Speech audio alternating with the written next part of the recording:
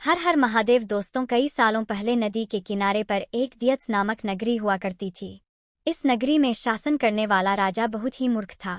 वहीं राजा का मंत्री बहुत चतुर था। एक दिन शाम के समय राजा और मंत्री दोनों नदी किनारे टहलते हुए शाम का आनंद ले रहे थे। तभी राजा ने मंत्री से एक सवाल पूछा, क्या तुम बता सकते हो कि यह नदी किस दिशा में और कहाँ तक बहकर जाती है? मंत्री ने राजा को तुरंत जवाब देते हुए कहा कि यह नदी पूर्व की दिशा में बहती है और यह पूरब देश तक जाती है। इस पर राजा ने कहा कि वह नहीं चाहता कि हमारे देश का पानी पूरब के देशवासी इस्तेमाल करें। राजा ने मंत्री को नदी का पानी रोकने के लिए दीवार खड़ी करने का आदेश दिया। तभी मंत्री ने राजा से कहा कि ऐसा करने पर हमारा ही नुकसान होगा। राजा ने गुस्से में कहा कि पानी हमारा है और पूरब देश वाले मुफ्त में इसका इस्तेमाल कर रहे हैं और तुम बोल रहे हो कि हमारा नुकसान होगा। इसमें हमारा कुछ नुकसान नहीं होगा। तुम जल्दी से जल्दी नदी में दीवार बनवाने का काम शुरू कराओ। मंत्री राजा की आज्ञा का पालन करते हुए कारीगरों को बुलाता है और नदी के पास दीवार बनवाने का काम शुरू करवा देता है।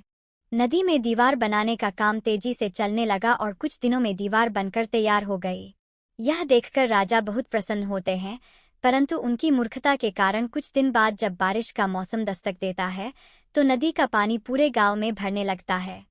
धीरे धीरे पानी लोगों के घरों में घुसना शुरू हो जाता है। इससे परेशान होकर सारे नगरवासी एकत्रित होकर मंत्री के पास आते हैं। मंत्री उन्हें आश्वासन देता है कि वह इस समस्या का हल ढूंढ निकालेगा। लोगों की परेशानी सुनकर मंत्री समाधान निकालने के लिए एक योजना बनाता है। उन्होंने राजमहल में समय को बताने के लिए घंटा बजाने वाले शख्स को इसमें शामिल किया।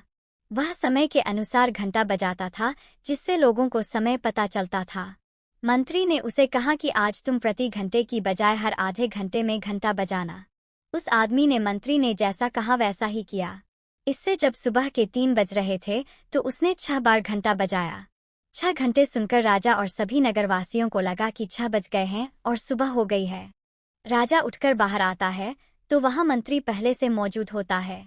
बाहर अंधेरा देखकर राजा मंत्री से पूछता है कि अभी तक सूर्योदय क्यों नहीं हुआ है। राजा के सवाल का जवाब देते हुए मंत्री ने कहा, महाराज, प्रातःकाल हो चुकी है, पर हमने पूर्व दिशा वालों के यहाँ पानी को जाने से रोक दिया है, तो शायद इसलिए उन्होंने हमारे यहाँ सूर्य की रोशनी को आने से रोक दिया है। इसलिए सूर्य उदय तो हुआ है, पर हमारे देश तक रोशनी नहीं पहुंची है। ऐसा लग रहा है कि अब हमारे देश में सूरज की रोशनी कभी नहीं पहुंच पाएगी। यह सुनकर राजा चिंता में पड़ जाता है और मंत्री से पूछता है कि क्या इसका कोई उपाय नहीं है। तब मंत्री उत्तर देता है कि महाराज, अगर आप नदी का पानी छोड़ देते हैं तो हो सकता है कि वो भी सूरज को छोड़ देंगे। इससे राज्य में फिर से रोशनी आ जाएगी। राजा मंत्री को तुरंत नदी की दीवार तुड़वाने का आदेश देता है। मंत्री कारीगरों को नदी पर ले जाकर उन्हें दीवार तोड़ने के लिए कहता है। कुछ घंटों में कारीगरों ने दीवार गिरा दी और तब तक सूरज के निकलने का समय भी हो गया था। सूर्य उदय हो गया। सूर्य की लालिमा देखकर राजा बहुत खुश हुआ और मंत्री को इनाम देने की घोषणा की।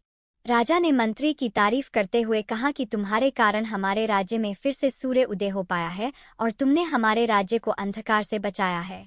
इसके बाद मंत्री कहता है कि महाराज, यह तो राज्य के लिए प्रति मेरा फर्ज था। कभी भी दूसरों का बुरा नहीं करना चाहिए और न ही उनकी तरक्की देखकर उनसे जलन की भावना रखनी चाहिए।